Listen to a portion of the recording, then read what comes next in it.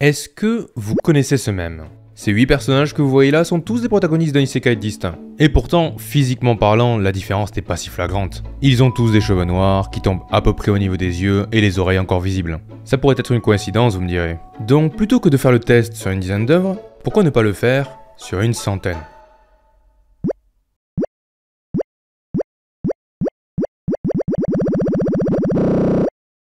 Bon, je sais que dans les mangas, la couleur des cheveux est plutôt limitée. Et au Japon, je sais aussi que c'est assez mal vu de sortir du lot. Mais quand même, sur 100 mangas du genre que j'ai lu, il y en a presque 1 sur 2 où le protagoniste ressemble à ça. Mais on va pas s'attarder sur ce point car vous l'aurez peut-être compris, dans cette vidéo, on va parler des clichés dans les isekai. J'ai un corpus de 100 œuvres que j'ai sélectionné un peu au hasard, donc c'est normal si vous n'y voyez pas les plus connus. Et dedans, il y a des bons isekai, des très clichés, des pas vraiment isekai, et plutôt que de faire une sorte de top, je vais vous raconter ça en histoire, vous allez voir. Avant de commencer, pour ceux qui ne le savent pas, le mot isekai signifie autre monde en japonais. Et ça désigne un genre d'œuvre qui très souvent traite d'une personne du monde moderne, comme vous et moi, et qui d'une manière ou d'une autre est amenée dans un univers fantastique. Rentrons donc dans le cœur du sujet. Je vais vous raconter une histoire. Une histoire qu'on va construire au fur et à mesure avec l'aide de mon corpus. Notre aventure commence, comme toutes les autres, avec un protagoniste. Mon problème, c'est que sa fiche de personnage est vide. Remplissons-la ensemble, voulez-vous ? Première question, est-ce que l'on parle d'une femme ou d'un homme? Eh bien, regardons notre corpus et voyons un peu la répartition. D'après mes recherches, 80 isekai ont un protagoniste masculin. Il y a évidemment ces 46 là, on en rajoute 34 autres et le compte est bon. Après, les femmes sont très représentées dans les isekai. C'est juste qu'elles sont représentées différemment. Enfin, puisque c'est la tendance dominante, on va partir sur un héros plutôt qu'une héroïne. Seconde question, quel âge lui donne-t-on? Dans un manga, l'âge du protagoniste est très souvent en fonction du public ciblé. Est-ce que l'on s'adresse à des collégiens ou des lycéens? Dans ce cas, on peut partir sur un personnage principal mineur. J'ai trouvé 20 héros ou héroïnes qui ont moins de 18 ans. Si l'on s'adresse à des étudiants ou des jeunes actifs, on peut plutôt partir sur la tranche de 18 à 25 ans. J'en ai compté 18. Ou on s'embête pas et on fait un héros qui a l'air jeune, mais à qui on ne donne jamais un âge précis. Ce qui arrive une fois sur 3 quand même. Après, trouver son public c'est bien, mais respecter la loi c'est mieux. Ça ne me dérange pas de suivre des personnages principaux de 15 ans comme dans ce manga, après tout il y en a aussi dans de très bonnes œuvres. Mais si, 10 pages plus tard, il y a ce personnage qui apparaît, on va avoir un problème. Et spoiler alert, ce manga va exactement dans la direction que vous imaginez. Donc, vous faites ce que vous voulez, mais en ce qui concerne mon histoire, on va plutôt partir sur un protagoniste de 20 ans pour qu'il soit au moins légal. Et pour son nom, ce sera pas très compliqué. On va copier 66% de mon corpus, c'est-à-dire lui donner un nom japonais. Je vous présente donc Takumi. Il est jeune, il est sympa, il fait de très bons cheesecakes, et pour son apparence, je me suis légèrement basé sur mon étude précédente, ça va plus vite. Concernant le reste de son background, ce serait l'occasion de l'introduire un peu et de le rendre attachant. Mais honnêtement, est-ce que la création de perso n'a pas duré assez longtemps? Vous voulez pas qu'on soit directement dans le monde fantastique? Donc on va plutôt copier 2 isekai sur 10 et ne montrer aucune scène sur le passé du héros. Et quand je dis aucune scène, c'est rien, niet, nada, nothing. Vous voyez Overlord? Quand on y repense, on sait presque rien sur le passé de Momonga. Son entourage hors du jeu, ses études ou son job, même son ancienne apparence. Bah là on va faire pareil. Un passé? C'est pour les faibles. Maintenant que notre personnage principal est terminé, il nous faut l'envoyer dans un autre monde. Et pour ça, les connaisseurs seront d'accord avec moi pour dire qu'il n'y a rien de mieux qu'un bon camion des familles dans les dents pour commencer un isekai en bonne et due forme. Quoi que vous dites, Isekai de Didi, j'ai pas compris, j'ai pas la ref. Mais mine de rien, l'évocation par Trucken n'est pas si courante. Dans mon corpus en tout cas. Sur 100 isekai, il y en a 13 où le héros se fait effectivement renverser par un camion avant d'arriver dans un autre monde. J'en ai même trouvé un qui rend le phénomène canon dans l'histoire, et no joke, le camion a pour mission d'éclater les gens malheureux. Mais il reste quand même des causes plus courantes, et vous les connaissez peut-être déjà, mais j'en parlerai dans une autre vidéo.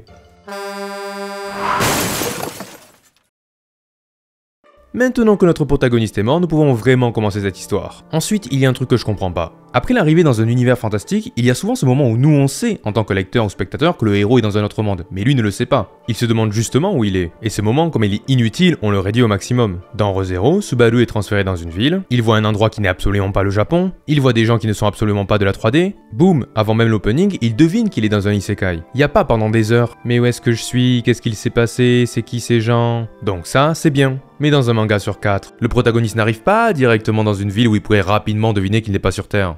Non, non, non, il se réveille dans une forêt. Mais moi je me réveille dans une forêt que je connais pas sans savoir pourquoi, je me dis pas que je suis dans un isekai, je me demande ce que j'ai bu la veille. Mais là, le héros ouvre les yeux, il voit ça, et se dit « de la mousse et des feuilles, je suis forcément dans un monde fantastique. » Hein? Et j'exagère à peine, regardez-moi la page de ce manga. Des arbres que je n'ai jamais vus, et des animaux très étranges. est-ce que cet endroit pourrait être un autre monde? Alors, c'est bien que la découverte soit rapide, mais là ça allait peut-être un peu trop, on est page 1 quand même. Enfin bref, je ne comprends pas le délire de faire commencer son protagoniste dans une forêt, mais ça arrive dans 26% de mon corpus, donc on va suivre l'exemple.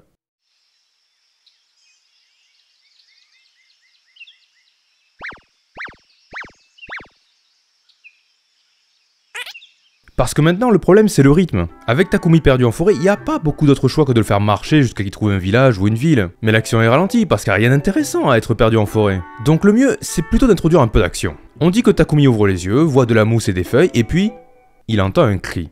Pas un cri de monstre enragé prêt à lui sauter dessus. Non, un cri de détresse d'une voix humaine. Takumi se dirige évidemment vers son origine, et là, il tombe sur cette scène. Dans 13 isekai que j'ai lus, un des premiers trucs qui se passe après le transfert, c'est un combat pour sauver quelqu'un. Parfois contre des monstres, parfois contre des bandits, mais très souvent pour sauver une jante féminine. Et vraiment, c'est rarement moins cliché que ça. Hein. Arrivé, bandit, femme en détresse. Arrivé, bandit, femme en détresse. Arrivé, bandit, femme en détresse. Wait, what? Femme fatale? Et ça, dans 13% de mon corpus. Donc là, Takumi doit sauver cette jeune femme. Mais en général, à ce moment, dans les mangas, le héros a déjà un super pouvoir pour se battre. Mais je veux pas développer ce point-là maintenant. Donc on va plutôt dire que Takumi crée une diversion qui permet à notre demoiselle en détresse de renverser le cours du combat. Maintenant que le danger a disparu, on va avoir notre première interaction entre Takumi et quelqu'un du monde fantastique. Et il y a plusieurs trucs à prendre en compte. Premièrement, c'est tout bête, mais généralement il n'y a pas de barrière de langage. Sur 100 mangas, il n'y en a que 4 où l'on voit effectivement des problèmes de compréhension entre le protagoniste et les personnes de l'isekai. Et dans un cas, c'est parce que le héros est réincarné en dragon, donc c'est compréhensible, et dans un autre, c'est résolu par la magie en quelques secondes. Il y en a vraiment qu'un qui joue le jeu de la barrière de la langue pendant plusieurs chapitres. Ça se comprend quand le personnage se réincarne en bébé, on devine qu'il apprend la langue au fur et à mesure. On devine aussi qu'un adulte dans un corps de bébé, ça pose quelques soucis, donc pas besoin de nous les montrer explicitement les auteurs. Enfin bref, souvent le problème du langage n'est pas mentionné, mais quand il l'est, souvent c'est résolu en amont par l'intervention divine. Mais on n'en parlera pas dans cette vidéo. Deuxièmement, en général, quand on rencontre quelqu'un, on se présente. Je m'appelle un tel et je viens de telle ville ou tel pays. Mais dans ce cas, comment on fait? Est-ce que Takumi révèle qu'il ne vient absolument pas de cette planète? Eh bah, 86% du temps, la question de l'origine du protagoniste n'est jamais posée. Encore une fois, c'est logique si le protagoniste se réincarne en bébé, mais ça reste quand même un point où on s'en fout un peu en fait. C'est juste que ça va faire bizarre quand Takumi posera des questions sur comment le monde fonctionne, donc il va plutôt brouiller les pistes en disant qu'il vient d'une contrée éloignée. Il était reclus dans son coin pendant 20 ans, et après avoir perdu son Beogold, il a décidé d'aller se calmer en forêt. Maintenant, on est prêt à introduire un deuxième personnage. Et clairement, on va pas s'amuser à faire du chara-design pour rien. Donc on va directement partir du fait que cette première personne, là, qu'on vient juste de rencontrer sur un coup de chance, bah ce sera un personnage principal dans l'histoire. Et ça arrive dans 41% de mon corpus où un des personnages principaux est rencontré en premier. Mais c'est pas genre que le héros va dans un village, puis dans une guilde, et il cherche un compagnon d'aventure, et sur le chemin il a croisé 10 personnes. Non, non, non, c'est bien plus simple. Hein. Une fois arrivé dans le monde fantastique, le premier visage qui apparaît Frame 1 a une chance sur deux de rester avec le protagoniste. Et 80% du temps, c'est une femme. Donc Takumi rencontre Selina. Elle est jeune, elle est sympa, elle a de bons plans pour ses vacances et elle se présente comme une aventurière. Mais qu'est-ce qu'une aventurière? Demande Takumi qui n'a pas vu le soleil depuis 20 ans. Eh bien, ce sont des personnes qui sont inscrites dans des guildes et qui acceptent des requêtes diverses et variées en échange d'une récompense. Comme ramasser des armes médicinales, chasser des monstres ou escorter une caravane par exemple. Et ce concept d'aventurier dans un monde fantastique, je trouve que c'est parfait. Pour créer des péripéties et un sens de l'exploration, et peu importe l'histoire, je pense que ça ne peut que bien s'intégrer. Et beaucoup pensent comme moi, puisque dans mes 100 isekai, il y a une chance sur deux qu'il existe des aventuriers. Et d'ailleurs, la première personne rencontrée a une chance sur 5 d'en être un elle-même, c'est dire à quel point c'est répandu. Tellement répandu que les gens deviennent des aventuriers très jeunes. Il y a évidemment Goblin Slayer, qui n'est pas un isekai mais c'est pour l'exemple, où la prêtresse a 15 ans, je le rappelle au début de l'histoire. Mais on peut aller encore plus loin, comme dans ce manga où des gosses ont 6 ans quand ils prennent leur première quête. Ou celui-là, où les gamins ressemblent à ça avant d'aller chasser des sangliers. C'est... comme dans Pokémon.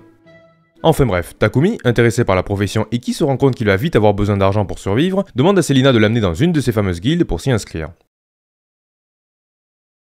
Après un peu de marche, on arrive donc dans notre première ville. Et c'est maintenant que notre protagoniste va se rendre compte qu'il est bel et bien dans un monde fantastique. C'est l'occasion d'introduire des races jamais vues auparavant dans l'Heroic Fantasy, comme... des elfes, et des nains... et des hommes bêtes. Takumi découvre ainsi des êtres si différents des humains. Les elfes, gracieuses créatures à la longue espérance de vie et que l'on reconnaît à leurs cheveux blancs et leurs oreilles pointues. Les nains, race de forgerons nés mais condamnés au rôle secondaire et visiblement composés uniquement d'hommes. Et enfin les hommes bêtes ou demi-humains, dont les individus femelles gardent des caractéristiques faciales humaines quand les individus mâles sont juste des furies. Après que Takumi ait fini de s'ébahir par l'imagination débordante des créateurs de ce monde, Selina l'amène dans la guilde d'aventuriers dans laquelle elle est inscrite. Le bâtiment est rempli de personnes en armure, seules ou en groupe. Une partie de la foule est attroupée devant le tableau des requêtes pendant que d'autres se relaxent par la boisson. Notre duo se dirige vers l'accueil et notre héros demande à s'inscrire. On lui demande alors de remplir une feuille d'information pour rejoindre l'organisation, oui comme en Amérique, avant de lui donner une plaque de guilde lui conférant un rang et lui donnant le droit de tuer des êtres différents. Non, pas comme en Amérique. La dame de l'accueil explique que les quêtes sont classées selon un niveau de danger, et il n'est pas possible de les accepter si l'on a un rang d'aventurier trop bas. Selon les mangas, le classement des aventuriers est représenté différemment. Parfois on utilise des matériaux, comme dans un certain jeu, bronze, argent, porcelaine, etc. Parfois ce sont de simples chiffres, donc 1 pour les meilleurs et puis on diminue jusqu'à 5, 6, 7 pour les novices. Mais le plus courant, c'est que les aventuriers soient classés par lettres. De F pour les débutants à S pour les meilleurs, comme dans One Punch Man en fait. C'est le système présent 62% du temps quand il y en a besoin d'un, et c'est celui qui est adopté dans le monde de notre duo. Comme Takumi vient tout juste de s'inscrire, il commence son rang F, alors que Selina, qui est aventurière depuis un temps, a déjà atteint le rang D.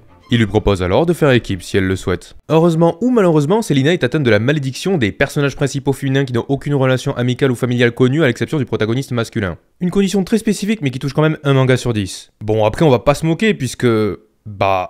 Takumi est pareil en fait. Et oui, on l'a dit plus tôt, les protagonistes d'isekai n'ont pas souvent des amis IRL. Et donc Selina est ravie de former sa première équipe avec celui qui vient de l'aider. Malgré cela, avec Takumi comme débutant, ils n'ont pas beaucoup d'autres choix que de se rabattre sur une quête de Baran. D'autant plus que notre héros n'a pas le moindre équipement pour l'instant. Notre duo se dirige donc vers le tableau des requêtes et regarde ce qui leur est accessible. Par chance, il existe une quête parfaite pour les débutants, ramasser 6 herbes médicinales. On se croirait dans un JRPG, tiens. Ce n'est pas très gratifiant, mais 9 protagonistes sur 100 l'ont fait et il faut bien commencer quelque part. Seul bémol, Takumi ne saisit pas la valeur de la récompense fixée à 12 pièces de bronze. Il utilise alors la carte piège « Je viens de lointain pays » et Selina lui explique alors comment ça fonctionne. En général, les mangas choisissent parmi 3 systèmes monétaires. Le premier, c'est de ne pas s'embêter et d'utiliser des pièces d'or, présentes 28% du temps, et les utiliser pour tout. Tu achètes et tu vends en pièces d'or. Le deuxième système, c'est d'inventer sa propre monnaie, faire ses propres pièces et leur donner un nom original, comme Dofus et Sekama par exemple. Et pour le dernier système, on garde les pièces d'or mais on rajoute également les pièces d'argent et les pièces de bronze. Le truc c'est de pouvoir utiliser différentes pièces en fonction de ce que l'on achète, les pièces d'or pour les trucs très chers, les pièces d'argent pour les trucs moins chers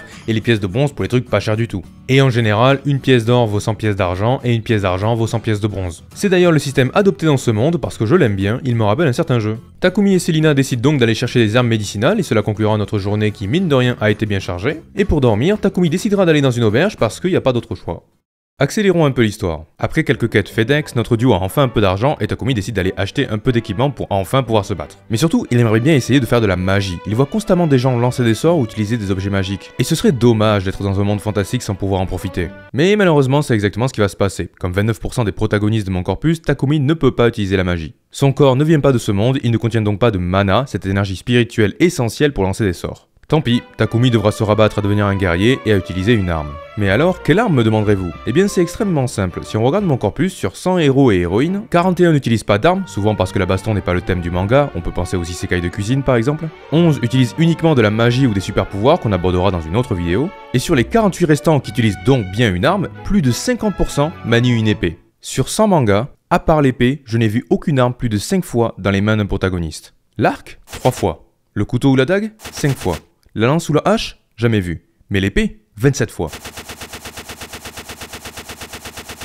Donc on va faire la même chose, c'est simple, c'est pratique, c'est sans personnalité, comme moi. Partons sur une épée, et une armure de cuir pour accompagner. Une fois équipée pour le combat, notre équipe fraîchement créée décide d'accepter une quête d'élimination de monstres, et c'est le moment d'aborder un peu le bestiaire de notre isekai. J'aimerais vous dire que c'est l'occasion de se creuser les méninges pour faire des créatures nouvelles et inédites à un monde fantastique.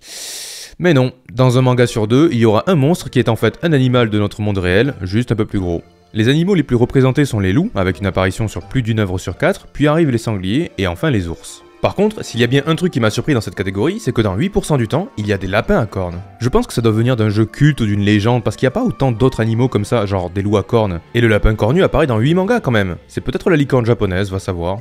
Donc notre équipe décide de faire quelques missions d'élimination de loups et de civets. Et petit à petit, ils progressent dans la guilde. Après quelques temps, nous avons même Takumi qui passe au rang E. Il était en compétition contre des gosses de 6 ans, donc ça va, c'était gérable. Puis, durant un jour quelconque, alors que notre duo se trouve dans le bâtiment, une annonce est faite dans la guilde. Un donjon a été découvert. Un donjon? Demande Takumi. Selina lui explique que ce sont des endroits mystérieux sur lesquels on ne sait pas grand chose. Il n'y a que 2 faits qui ont été avérés à ce jour. Ils apparaissent aléatoirement, et à l'intérieur, des monstres sont créés magiquement par un cristal qui sert de cœur. Ignoré trop longtemps, un donjon représente une menace pour ses alentours. C'est pourquoi une expédition au sein de la guilde est organisée, dans le but de battre le gardien du donjon et briser son cœur. Afin que l'opération reste coordonnée, les aventuriers doivent être organisés en groupe, et même si Takumi et Selina veulent participer, leur duo ne suffit pas pour constituer une véritable équipe. Tant pis, ce sera pour une autre fois. Un peu déçus, ils repartent effectuer des missions pour la journée. Le soir, en rentrant à la guilde, le duo est abordé. Leur participation à l'expédition a été acceptée, à une condition. Ils seront rejoints par une autre membre de la guilde qui n'a pas non plus de groupe.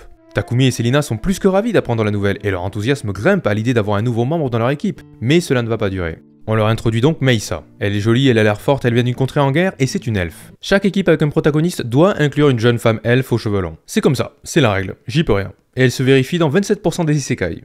Malheureusement, ce troisième compagnon ne semble pas aussi enchanté que notre duo à l'idée de les rejoindre. Quand nos deux amis lui proposent d'aller boire un verre pour faire connaissance, Meisa refuse sèchement.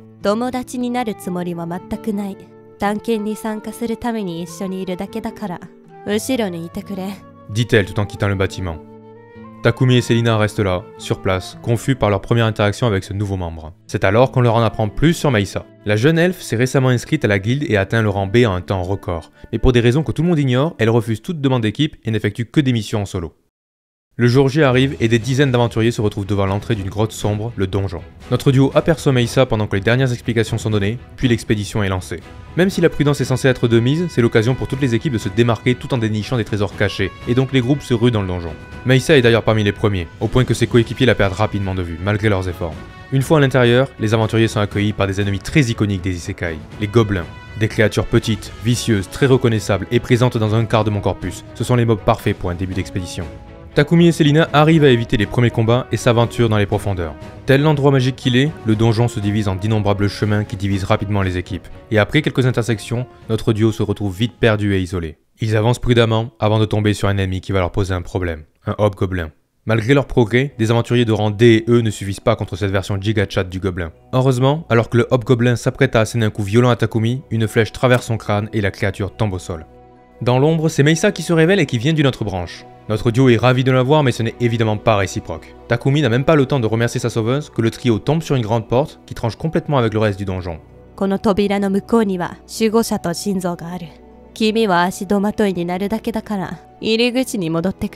Lance l'elfe avant de passer la porte qui se referme aussitôt derrière elle. Inquiète, Selina regarde son coéquipier et demande « Qu'est-ce qu'on fait ?» Nos personnages sont bien conscients de leurs limites. Mais Takumi répond « Meisa nous a aidés, je veux lui rendre l'appareil. » Son regard déterminé suffit à convaincre son ami et les deux passent alors la porte. Une fois à l'intérieur, la pénombre est telle qu'on ne voit rien devant soi. Mais rapidement, quelque chose se fait entendre. Le duo accélère le pas vers l'origine des bruits et aperçoivent Meisa, qui se bat contre un gigantesque être en pierre. S'exclame Selina, alors que Takumi la regarde, inquiet. Notre protagoniste a à peine le temps de traiter cette information que des secousses se font sentir dans tout l'endroit. Le golem a frappé le sol et Meisa a esquivé de justesse le coup.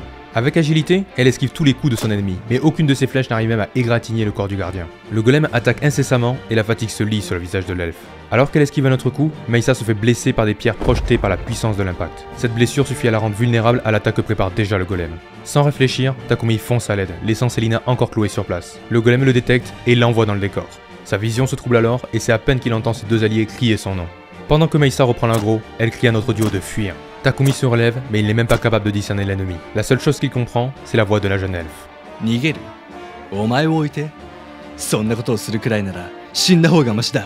Après sa réplique de protagoniste, Takumi fonce sur l'ennemi. De nouveau, le golem le détecte et balance son bras sur lui qui n'a ni le temps ni la force d'esquiver. Mais soudainement, une explosion se produit. Selina a lancé son plus gros sort dans le dos du gardien. Blessé pour la première fois du combat, il se stoppe en pleine action pour réévaluer la menace. Crie Selina. En effet, si le sort n'a pas tué sa cible, il l'a suffisamment blessée pour révéler une pierre brillante dans son dos. Meisa prépare alors une flèche, mais ne la décoche pas immédiatement. Pour générer suffisamment de puissance, elle doit se concentrer, malgré le danger. Takumi voit la scène et décide d'attaquer les jambes du gardien. Son arme se brise à force de frapper avec, mais l'objectif est rempli. Le golem a redirigé son attention sur lui. Il lève son bras, mais cette fois Takumi voit l'attaque venir et peut esquiver au dernier moment. Cette diversion de quelques secondes suffit à Meisa qui décoche sa flèche. Le projectile fonce dans le dos du golem et détruit le cœur. Comme une marionnette à qui on aurait coupé les fils, le gigantesque corps du golem s'effrite et les pierres qui le constituaient tombent une à une au sol. Alors que Meisa récupère son souffle, Selina l'attrape dans ses bras, soulagée. L'elfe cherche alors Takumi du regard, qui s'est assis à cause de ses blessures mais qui lui décoche son plus grand sourire. C'est alors qu'une certaine Tsundere va rejoindre une équipe pour la première fois de sa vie, mais ça, c'est une histoire pour une autre fois.